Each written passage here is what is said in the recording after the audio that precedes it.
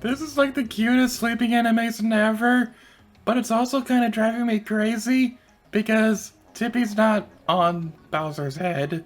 She's just kind of floating there, but still sleeping or something. Hey, Rosy to you! Welcome back to Let's Play Super Paper Mario! In the previous episode, we returned to Flipside to demonstrate a couple miscellaneous topics about Chapter 3, and in today's video, we'll be finally opening up the pathway towards Chapter 4. Thankfully for us, the door to the next Spear Heart isn't actually that far away, so all we need to do is we need to go over here, and using the super handy dandy power of Thudley, we'll be able to raise all of these platforms up. Now, I've played through this game so many times, I've basically memorized the pattern of this, but to demonstrate how you'll figure this out on your own time, you'll have all these raised and up and things like that, and that'll tell you the combination. Now, I don't know about you guys, but if I was a game developer, then I'd randomize the pattern for these, but at the same time, that might also be a bit tedious for repeat playthroughs and things like that, which is probably why they don't do that often. And I apologize if you hear the Wii remote vibrating like that. But anyway, enough about all that, because now it's time to open up the next Pure Heart door.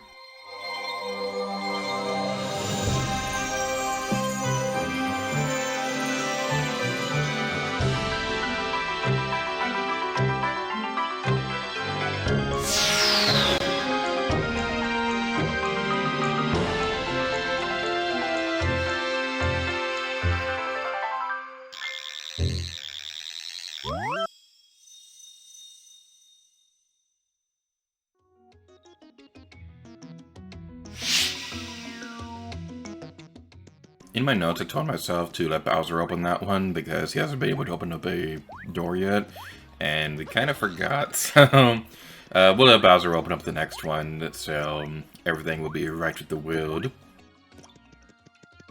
And there's nothing going to be standing in our way. We're going to go to the next Pure Heart, and we're going to collect it, and nothing's going to stand in our way. We're going to get it with no problem whatsoever. It's going to be awesome! Through the fierce battle against Francis, Tippy and the Mario gang grew closer. Behind the fourth door lay a whole new world that beckoned to them both. What awaited was vaster and stranger than anything they'd encountered so far. In order to claim the Pure Heart, they would have to endure new, far-out trials.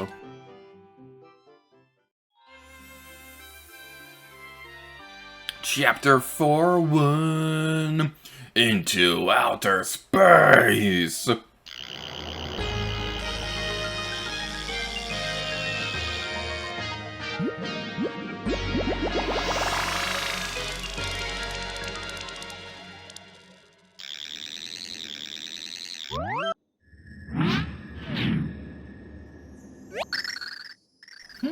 Stars everywhere.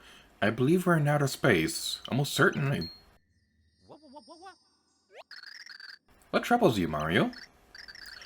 Yes, of course. We seem to be lacking air. You need that, don't you?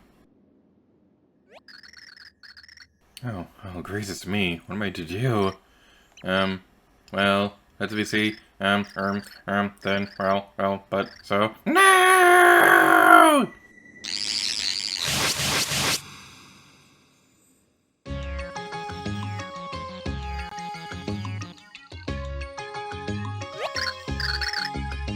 Hey, please, wake up!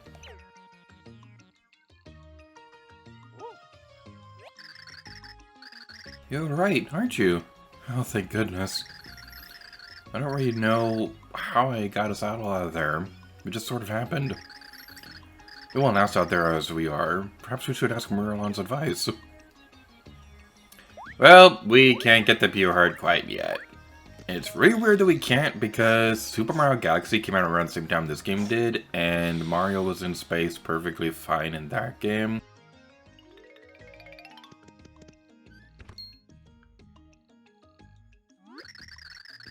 Oh, that was certainly quick work. You've already found the next Pure Heart? Yup!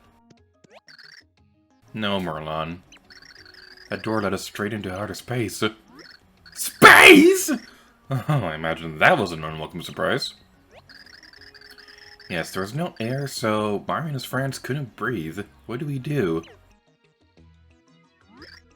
Well, if you had a space helmet, you would be alright, I imagine. And you have one? Of course I don't have one! But I imagine that even something like a space helmet would suffice. And it just so happened to... Oh, blasted! What now? Oh, double blast it all. I cleaned my shelves the other day. Yes, I had the perfect thing, but I was making space and I gave it to someone in town. To who? Oh, just some random boy. It's even more convenient than recycling it. You must find that boy and explain the situation. Get it back from him!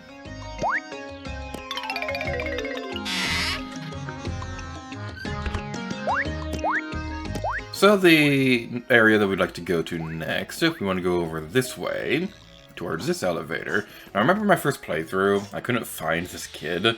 Like, I was looking for everybody within the bottom parts of Flipside. Like, I was convinced that the kid that he was talking about was the one that talks to the grandma and things like that. But no, it's this one over here. I dig this tower so much I decided to do a bunch of research on it. And I learned somewhere in the universe there's a black tower like this one. Black, I said. You believe that? This tower must be white. Just thinking about it, another color makes me mad. I don't know. A tower like this being black and all, I think that would look pretty cool. Or purple. Or something like that. Did Merlon give me something like a helmet? You mean this fishbowl? Yeah, I kept Captain Gill's here in a cup, but then he got too big for it. Yeah, that's why I got real happy when I got this fishbowl. Thing is, now the Captain got so big, the bowl got too small for him. Hey, I know. Maybe you could find a nice place that sets Captain Gills free for me. Captain deserves freedom. Then he gets the fishbowl. That's good, huh? But where can he go? I want to know that he'll be nearby at all times. He gots to help me. You got a goldfish bowl! You can't use this yet. Find a place to release the fish. Bon voyage, Captain Gills. Don't forget about me. Don't you forget about me. Now, I know that voice does not fit that character at all. But I just like doing that randomly whenever I'm let's playing these games. Just give characters completely out of character voices and things like that.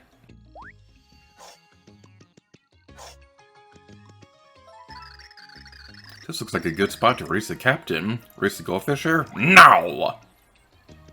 Fine then, I see how it is. Now the fishbowl is empty. That means you can use it as a space helmet. Now we can go to space, so let's head back to that door. So we're going to be going down here for a moment, and we can see that the fish is actually going to be staying down here, and this right here is going to become part of our routine in Flipside during intermissions, is that we will be checking on the fish from time to time, because it has some pretty interesting character development. Oh, you got it back. It might smell a little fishy, but do not worry. Well, be careful out there. Thanks for giving Captain Gills his freedom! And, you don't got to tell me where he is now. I pretend he's still here. Aw, that's kinda sweet.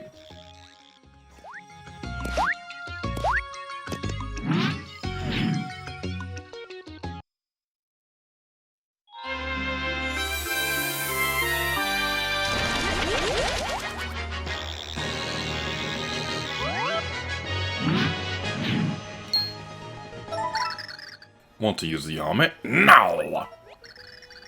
It's dangerous to head into space all willy-nilly, you know. Please put on the helmet. No! It's not like being in water, you know. Please, I must insist you put the helmet on. No! So let me get this clear. You enjoy not breathing? Please, put the helmet on. No! I fail to see your wisdom. I beg of you, while your brain works, put the helmet on! No! If you don't, do you have any idea what your fate will be? Awful! Do you want that? Yep. My mind is fully boggled. You want to not breathe? Yup. Truly. You're truly sir. Yup.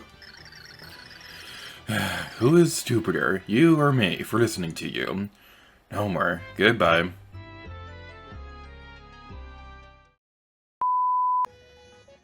Alright, fine, I'll put on the stupid helmet. Well, what do you think? Can you breathe now? Very well, let's go then. The pure heart is somewhere in the sea of stars. And welcome to Chapter 4, Outer Space. It is kind of nerve-wracking seeing it in 3D like this because you just see how far it stretches outwards. So, yeah, this one is kind of interesting to play through. That being said, I gotta be honest, this is my least favorite chapter in Super Paper Mario. But we'll get to the negative stuff a little bit later in the chapter. But as for right now, there's an SOS message that we're going to answer. Oh, no, it looks like it's invisible. We can't do anything about that. Bye! Alright, fine, we'll go save them. There's something here. What in the world is this? Why was this sitting here?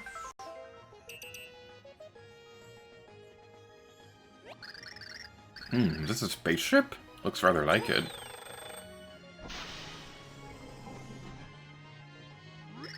Squirp! Squirple, squeeple, squinks, morning, scroop! Oh dear, who are you? An alien, perhaps? You're the ones looking for the pure heart, Squirble. Cuter than I thought, heart emoji. How do you know about the pure heart? And about us? Are you allied with Count Black? I demand answers. No! No scary faces! You can call me Squirps! I'm your Captain Squirk. And if you want the pure heart, we need to work together, Squirp. Whatever do you mean? Please explain yourself. Squirps can't tell much now, but you must trust Squirps. Now, follow me, Squinks. We won't be doing that. Squawk! You heed the captain. You are a space grunt now, and that is the only rule. Your only response should be, yes sir, and gotcha. Understand, Squirkle? I love that these are the actual options. Yes sir. Squee, squee, squee. Looks like you understand your place, Squirp. Are you okay with this? If you say so. Great, let's get ready then. Squirp formation, Squirtle! Well, squirp directly into the pure heart. It's like warping, except Squirps invented it. In order to squirp, you'll need a lot of energy. Squirp! You're all brimming with power, right? You must give it to Squirps. Press the A button to give Squirps your power. Press and hold A until you think you're building them up power, and then release. And activate! Success! Star emoji. And here we go. Squirp!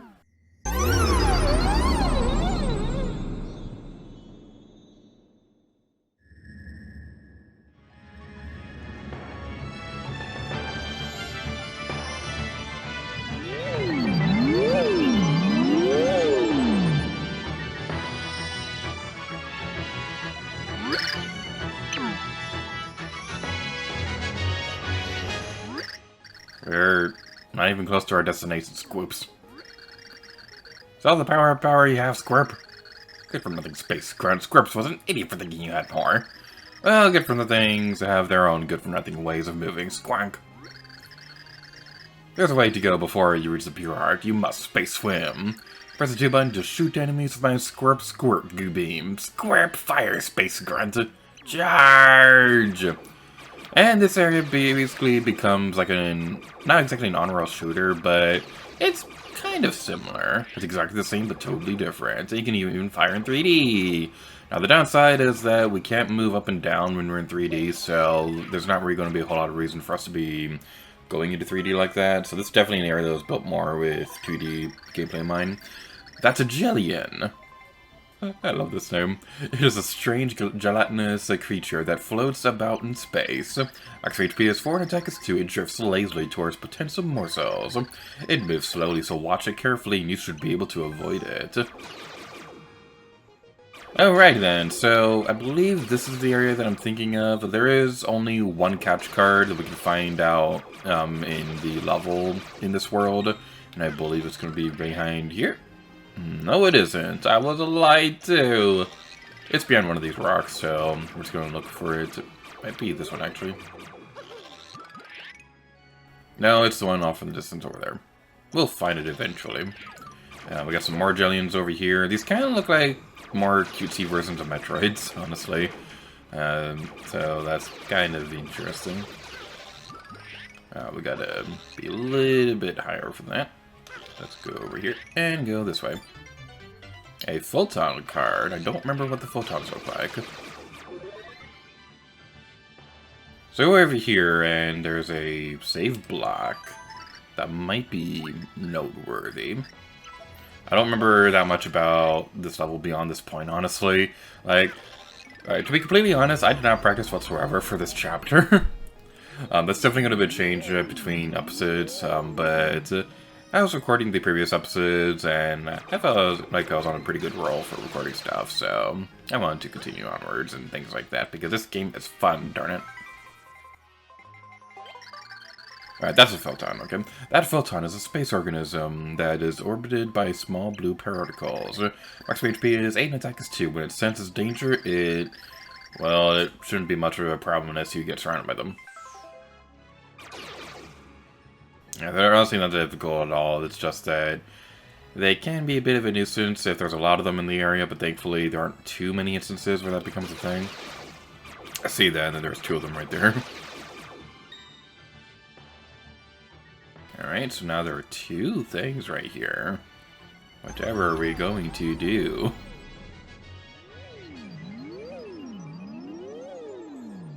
So this is a big reason why I'm not that fond of this chapter, honestly, because I don't know. This level isn't really all that interesting. A lot of the level geometry looks very similar, so it's very easy to get lost in this area. Now it's not that big of a problem. It's not really that difficult of a level or anything like that. It's just that it's very easy to get lost in this one. But I will say, it is honestly surprising that there's literally only one catch card hidden in this entire level.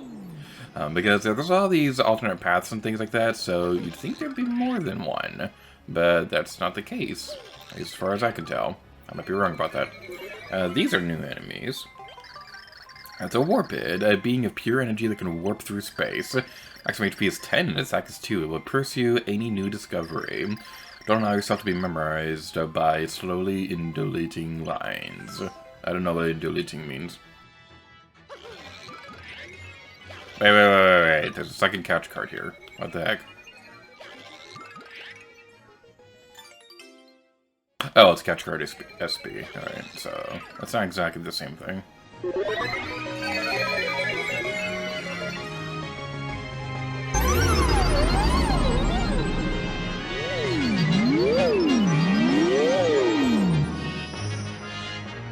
I will say that is a really fun sound effect.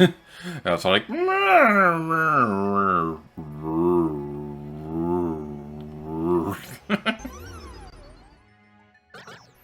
remember that time that I said that we wouldn't be surrounded by those photon enemies that often? Well, I stand corrected.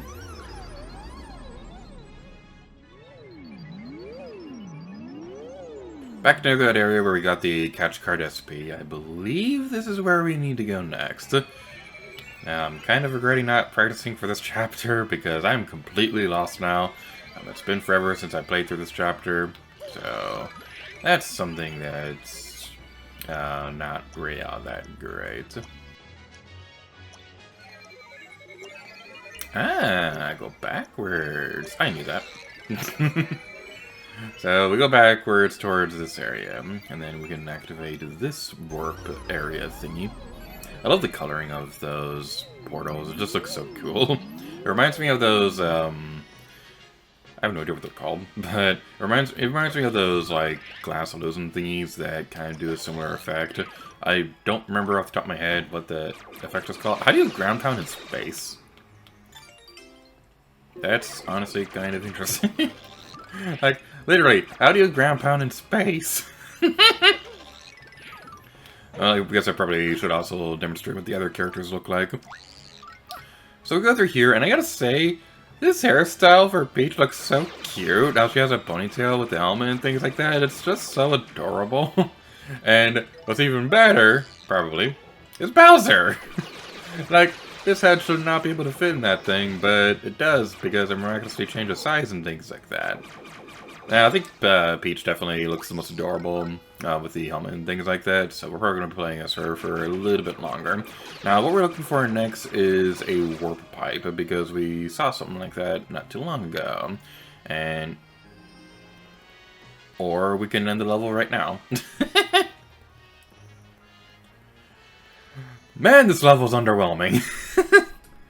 Like, I remember there are a lot of reasons why I think this is my least favorite chapter in the entire game, and we haven't really seen a whole lot of the bad stuff yet. It's just that... let's just say that it kind of isn't that great.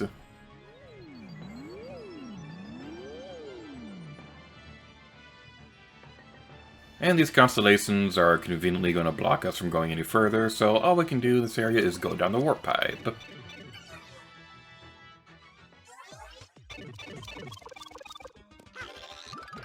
Oh boy, shiny coins! I like shiny! Shiny coins are shiny and they're mine! Shiny coins are shiny and they're mine! That was my official album. Can I get on top of the thing? Get on top of the thing! Get on top of the thing! There we go!